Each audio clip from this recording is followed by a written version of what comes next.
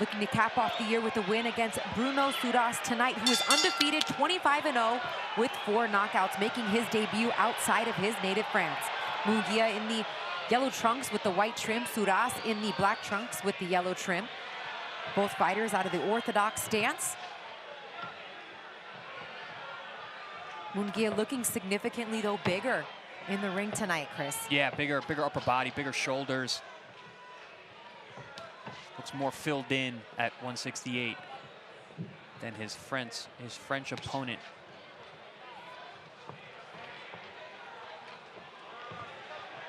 I do expect fireworks in this fight, though, because Surace he's a very aggressive guy. He throws in combination as well. Throws that right hand, very loopy, but he throws it often, and it's pretty accurate. Doesn't carry the same power that you see in the left hand of Munguia, but still an aggressive, tenacious guy. Eric Morales back in the corner of Jaime Munguia for the second consecutive fight since the loss to Saul Canelo Alvarez, in which he was trained by Freddie Roach. He says he's got back to doing the altitude training that he was doing before in Big Bear, as well as training in Tijuana. And he said he's just the strategist that is Eric Morales, the way that they both break down fights and put together a game plan, the way he talks to him in the corner. He said they just mesh, they just gel so very well, and he was looking forward to, you know, getting back to his winning ways with him back in his corner. With no disrespect at all to Freddie Roach, he said they worked on some really great technical things, but he's happy to have been reunited with Eric Morales. Yes, it was very interesting to listen to Jaime in the fighter meetings leading up to the Bazinian fight, where he spoke at length about Freddie Roach and their relationship, as well as Eric Morales and his style of training, a lot of strategy. A lot of fitness, and just being able to speak to him as a Mexican, as a former Mexican warrior and champion, meant a lot to Jaime Munguia. Surace with the right hand down to the body. It's a feeling out round, under a minute left to go here in round 1 for both fighters. A lot of action here in our opening round, as again Surace circling around the outside. And I think Munguia, especially when he's working with Eric Morales, you see him come out starting slower, analyzing, collecting data, trying to find his range before he really opens up. He's gonna pop in that jab out there. There's that big looping shot, the overhand right from Surace. That's his punch. It's the overhand right. He goes back to the stick, and there's Munguia with his jab. Yeah, they exchanged jabs there. Jaime's was heavier. There's Jaime cutting off the ring there, finally going down the body with that left hand, and Surace looks to answer with the counter. There you see the size and the physicality.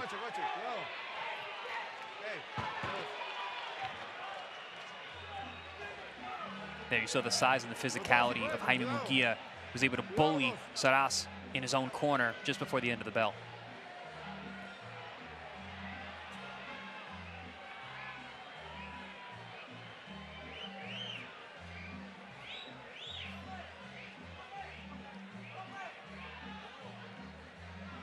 Also, Fernando Fernandez in the corner of Jaime Munguia, and Jaime Munguia Sr.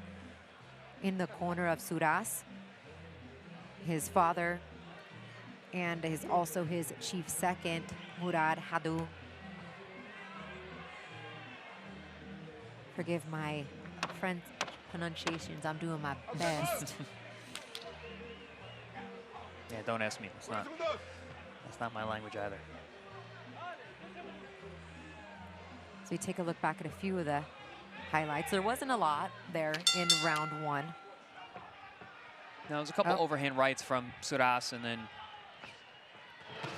single body shot attempt at the end of the first round. And we are actually taking the feed. There we go. Thank you for, we had a brief hold up on the feed there coming from Tijuana as we start round 2. I'm sorry, go ahead, Chris. Yeah, there was a nice body shot attempt at the end of round 1. Surace came out in this round. He landed a good jab into a right hand right down the middle. It split the guard. You know, Surace is showing some fast hands here in this first round and a half. Not being super busy, but showing that he is capable thus far. And how about Surace switching briefly to a southpaw stance, now back to orthodox. You see him kind of posturing when he moves to the right. Oh.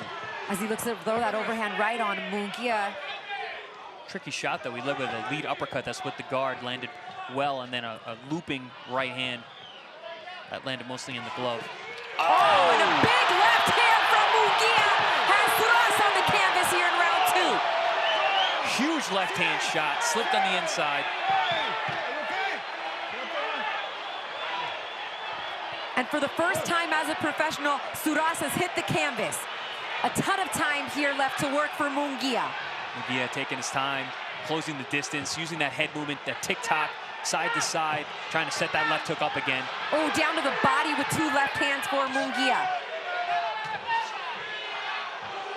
Surace still looks out of sorts here.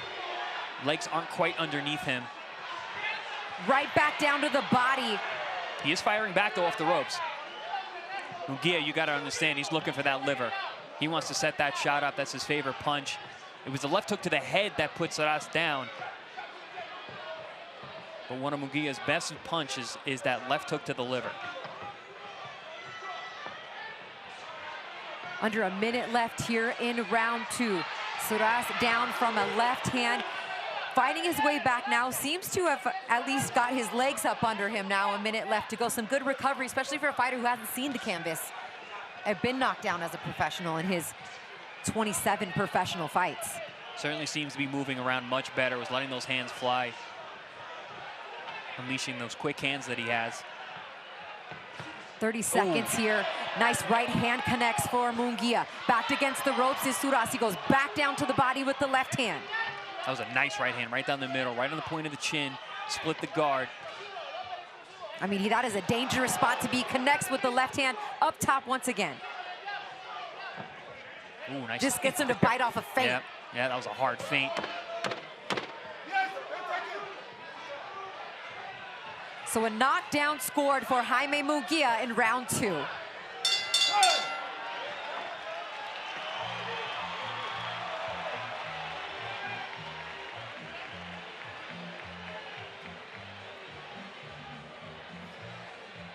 So beautiful timed left hand from Jaime Munguia. Drops Bruno Surace in the second round for the first time in his professional career. Yeah, you can see him slip inside, big left hook, bang, right on the point of the chin there. Massive shot. Goes for the follow-up, looking for that body shot. That was a nice liver shot there. Surace took that quite well. Boom, and there was a nice straight right hand right down the middle, right on the point of the chin. Bang! Not gonna land a better shot than that. There's a good look at it. Surace went down very hard.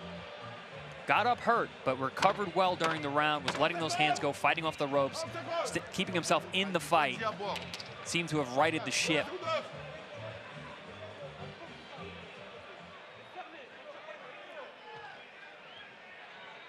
Round 3 in this scheduled 10-rounder. Christina Poncher and Chris Algieri here with you. So a 10-8 round scored there from Munguia in round 2 after a slow start in round 1, really for both guys.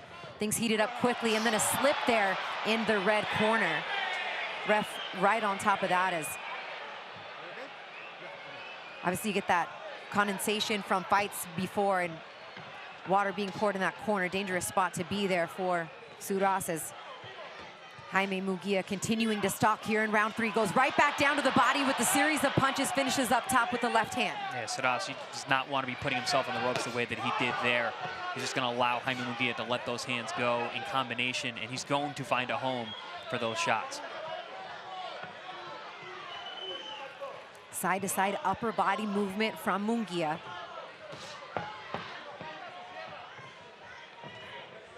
Staying busy with the feints, busy with the jab.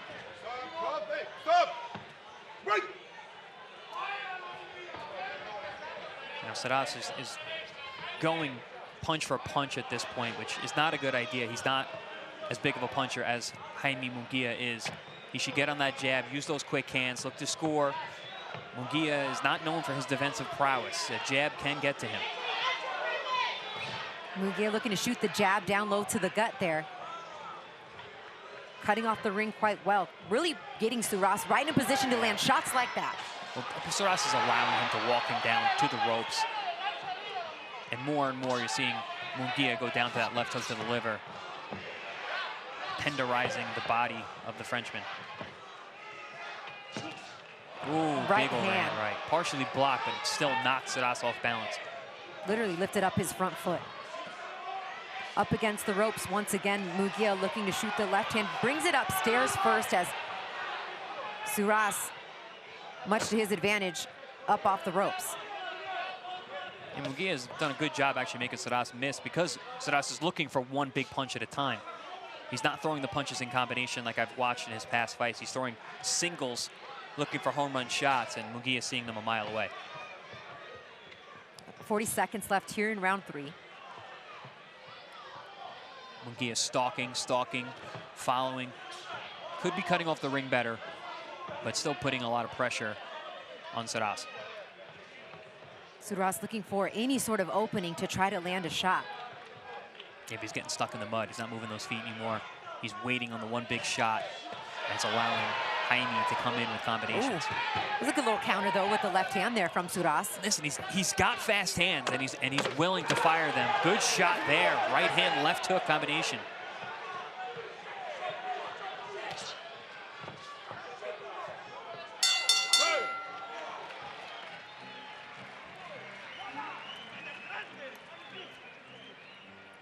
Surace with his hand kind of raised, walking back to the corner, perhaps a little boost of confidence because he did find a little bit of success, if you want to call it that, in the last round. But I certainly would. I mean, that was a nice combination. He actually threw more than one punch at a time, landed a right hand and a left hook. Definitely got the attention of Munguia. Enough to give him the round?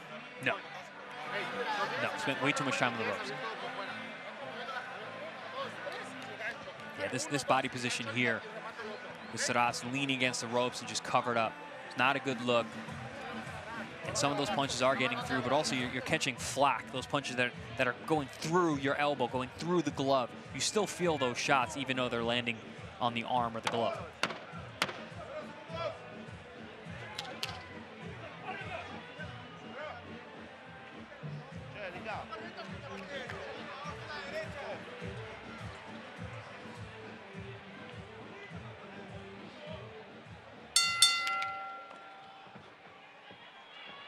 As we start round 4, what adjustments, if you're in the Surace corner, Chris, are you telling your fighter to make here?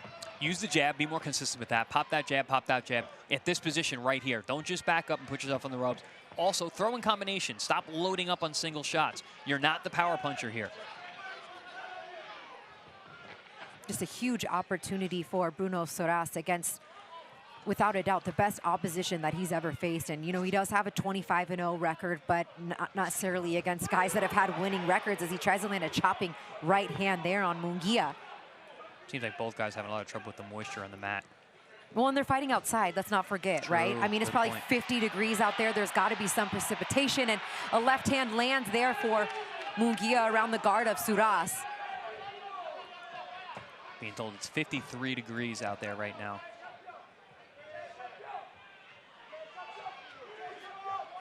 I don't think we've given enough credit to Surace, you know, coming across the world, you know, putting his undefeated record on the line against his toughest opponent to date by far, coming to his backyard.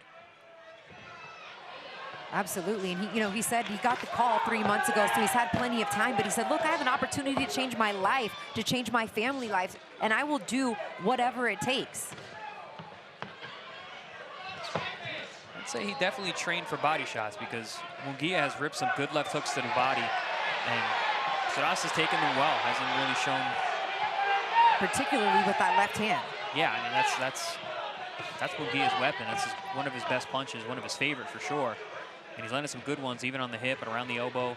Those punches usually hurt guys, and Surace has taken them well. Up top for Surace.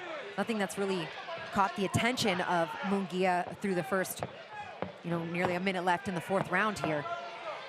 I know Surace has not been all that active offensively, but I will say he has made adjustments. I've seen him in past fights be a little wilder, be a little more reckless with his shots. He has cleaned up his offense quite a bit, which, you would have to still be here at this point.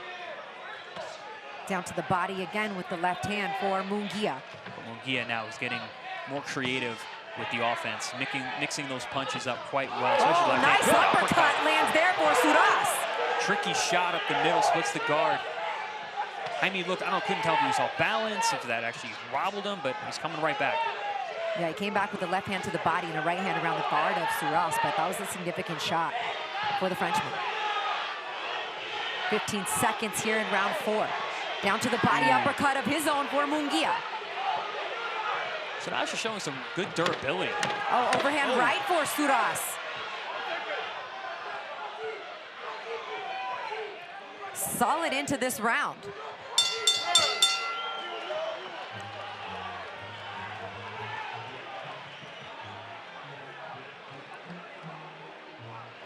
I would say that Surace has gotten some respect from Jaime Munguia. I was going to say the same, in that last round. I mean, he landed some big shots. It was a nice uppercut to split the guard, some chopping right hands. Definitely got the attention of Munguia. Not sure how much it did he damage, but I guess we'll see in the replay.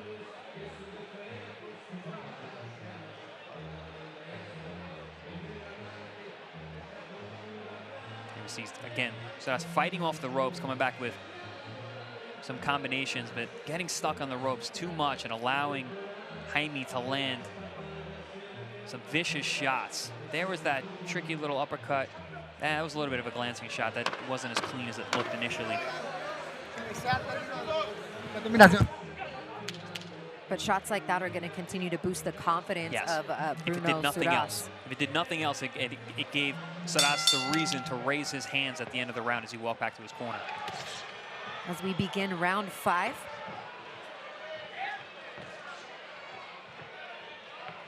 Jaime Munguia has done some significant work to the body through the first 4 rounds, particularly with the left hand. He's dropped Surace in round 2 with that left hand, a grazing shot to the head.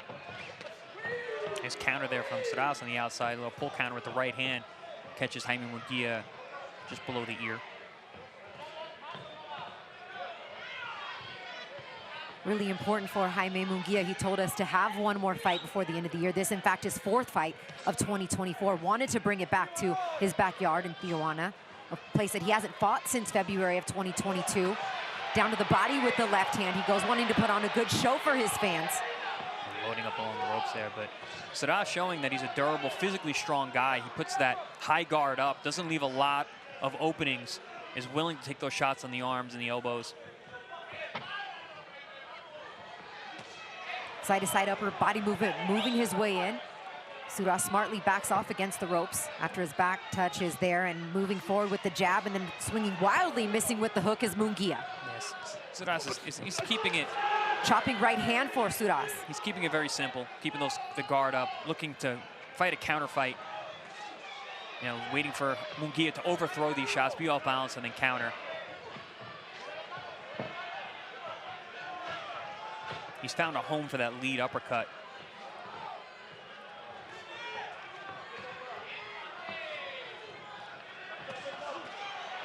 Some good work once again with the back against the ropes. I mean, anytime Surace gets stopped and tagged there, it's down to the body and then back up top, no question for Munguia. Yeah, and everything's hard. Munguia needs to change up. He needs to change up the speed. He's throwing everything in the same tempo, and it's allowing Surace to get the timing and rhythm. You've got to be a little more deceptive when you got a guy who's just going to shell up the way that Surace is on the ropes.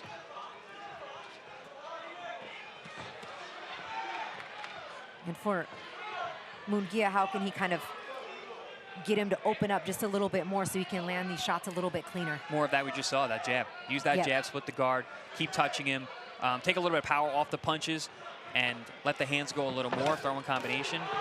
Double jab, right hand, left combination there for Surace.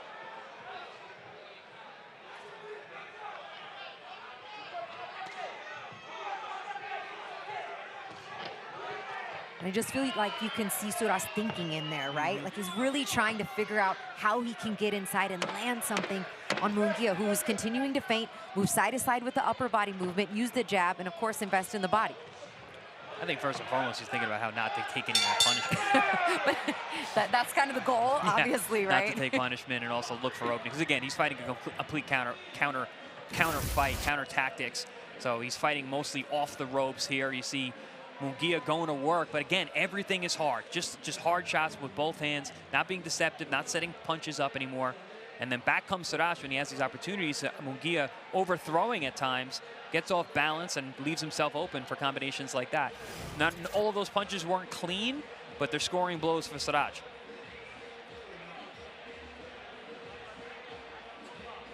There you see those opportunities where he's trying to catch Munguia when he's off balance overthrowing. And there was that solid 4-punch combination for Surace, too. A highlight moment for him in that last round. It's kind of been too far and few between, really, in my opinion, to win him most of these rounds. And also, when you see them in slow motion, you see that they're all glancing, that Jaime's moving with them. Surace does have fast hands, so I think it looks like it's more effective initially, but in hindsight, they're not really the cleanest shots.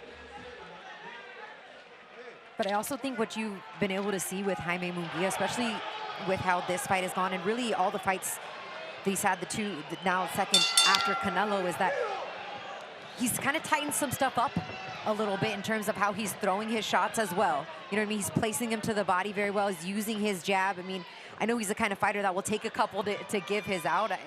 You mentioned it earlier. Yeah, we're seeing less of that, for sure. But also, I and agree the level of opposition. In terms of the way that he throws his punches now, he's not quite as reckless as he used to be, throwing long combinations and throwing double, triple, quadruple left hands. You can't do that as you go up in class, as well as you're going up in weight. These guys hit much harder. So, you know, at 154, he's able to throw those long combinations. Here at 168, he's a lot more judicious and careful with the combinations so he doesn't get countered by the bigger punchers. Yeah, of course, the former WBO junior middleweight champion, 5 successful defenses there. Good chopping right hand there from Surace. Now 3-1 at 168 pounds. Of course, that lone loss to Canelo Alvarez in May of this year.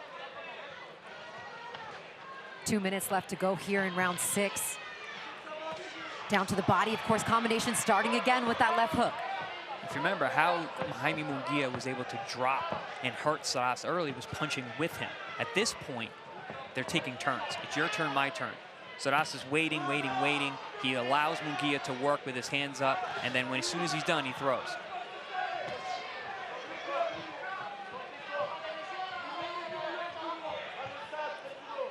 Munguia using a lot of those feints too with the foot. Jab, overhand right misses. Yeah, back to the jab. He's taking a little bit of power off those shots. I think that's smart. Well, it's kind of what you said that he needed to do in order to be able to get more effective at landing some of those inside shots, change the speed. How about doubling up on that jab? Just jabbing in general, high, low, sticking that jab, blinding your man so he can't see the right hand coming, punching through the guard because they're unaware that right hand's next. The jab is just such a versatile weapon and tool. You know, we were watching and calling that Bazinian fight. We were like, okay, well, this is a good fight. They kind of went back and forth, and then you thought Bazinian was in it until he wasn't. Right? Exactly. It's like Munguia took a round off and then came back and finished him. Oh, my goodness! Munguia goes down in round 6!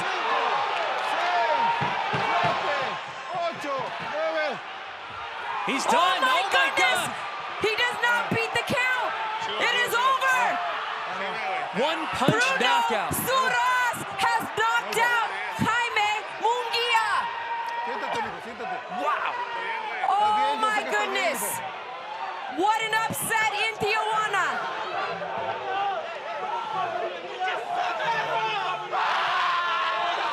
What jubilation from Team Surace, who has come over from France in his first fight outside of France and has got the knockout victory against Jaime Munguia. Can you believe this? No. This guy, listen, I said we got to tip our hat to this young man who's coming out here, coming across the world to fight the man in his hometown and scores a one-punch, come from behind, knockout of the year, upset of the year, one-punch, full 10 count. Unbelievable. Bruno Surace said, we have a chance to change our life for this fight, and I will do whatever it takes.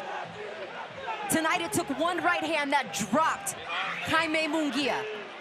A man with 4 knockouts in 25 wins gets his 5th KO in 26 wins against Jaime Munguia, a single one-punch KO.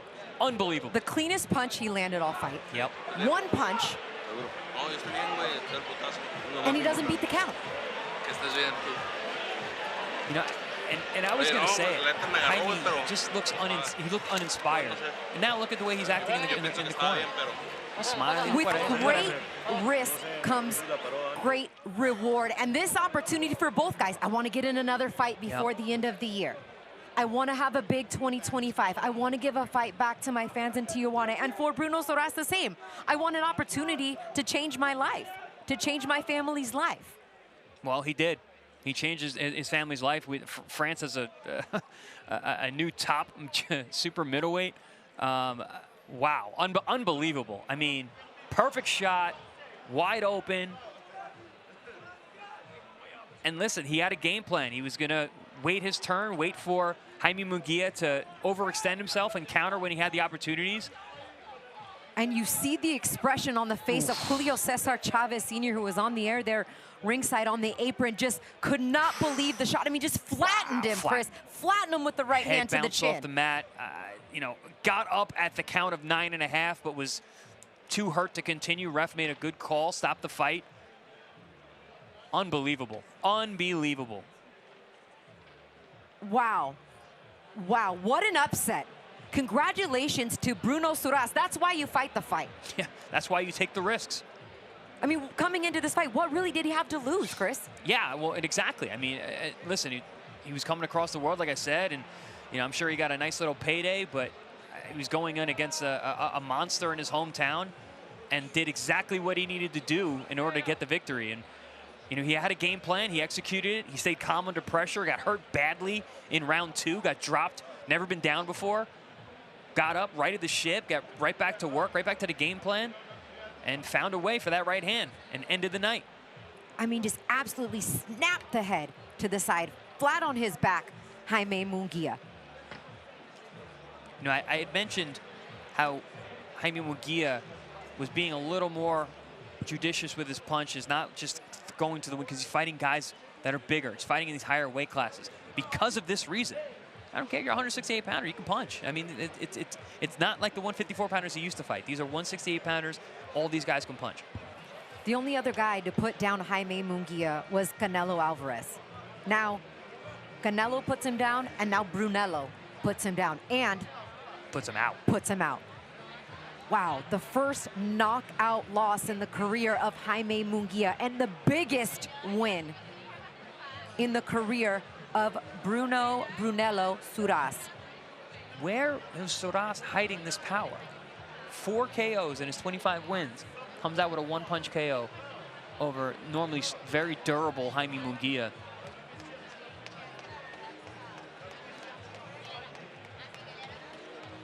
See, puts it behind the jab, overhand right, hits nothing but chin. See the face of Julio Cesar Chavez, head and hands. I mean, he looked away. It was just that brutal of a shot. Perfect shot, chopping overhand, clips the chin. You know, he put a little jab out there. Got the attention of Jaime Munguia and bang, right on the chin. Couldn't ask for a more perfect punch in terms of where it landed. And if you are in Marseille or anywhere in France right now, and it's the morning on Sunday, and you're waking up and watching this or seeing Brunello Surace has knocked out Jaime Munguia, you might be thinking that you're still in a dream right now. Is it too early to drink wine over there? I mean, he just caught him perfectly timed. I mean, I know we've shown it about 17 times while we're waiting for the decision on the feed from Mexico. You saw there, you saw Jaime Munguia cross-block that jab. He reached out too much. Look, cross-block. He put that hand across the way, had no defense for that shot. Over the top. I mean, just perfectly timed over that left hand. That was no defense there, hands not at home. Remember I was talking about Picasso and how he always gets his hand back to home. Jaime Munguia is the opposite. Those hands, look where those hands are. Reaches out with both, he literally cross-blocked with his right, reached down with his left hand, and I mean, left his shin completely exposed. That was not part of the plan for Team Munguia. Absolutely not, and it spoiled some big plans for Team Munguia in 2025. I mean, we talked about it in the lead-up, the mandatory position to fight for a world title with the WBC, possibly against Christian and Billy. I mean, now I don't even know what to say as far as what could be the future for Brunello Surace. But I do, paydays. Yeah, that. He earned himself a whole heck of a lot more money off a performance like that. And my hat's off to him for taking the risk, fighting outside of his home country for the first time in your opponent's backyard. He was a heavy favorite, and it's a heavy right hand in the fifth round. I don't think anyone predicted this, but at the end of the day, it's poor fundamentals. Poor fundamentals is when you get knockouts like that. Wow, we're going to be seeing this clip over and over and over again. Upset of the year for sure, potential knockout of the year. I mean, and from, again, let me remind you, a fighter who had only 4 knockouts in 25 fights. And I don't know, I apologize, I'm not really sure what the holdup is in Tijuana. I mean, it's as official could get with how that fight ended. We're not waiting for I don't know why we're dragging this out any longer, to be honest with you all, but that's really what we're waiting for here. I'm not even sure we're going to get an interview with Surace or Munguia at this point, but what is done is done. Oh, wow. Look at that.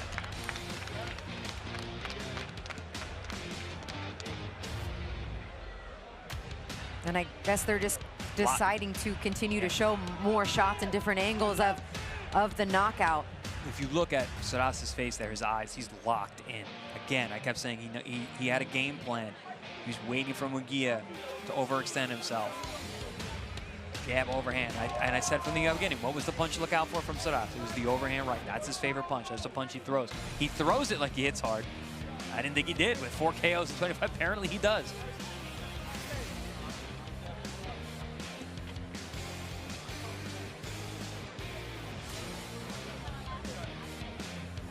And again, I guess they're waiting for the local announcers there in Tijuana to wrap up their segment before they make this one official in the ring with Jimmy Luna Jr., who you can see from this overhead shot there has more than been in position. Of course, Munguia having to sit there and stand out there as well.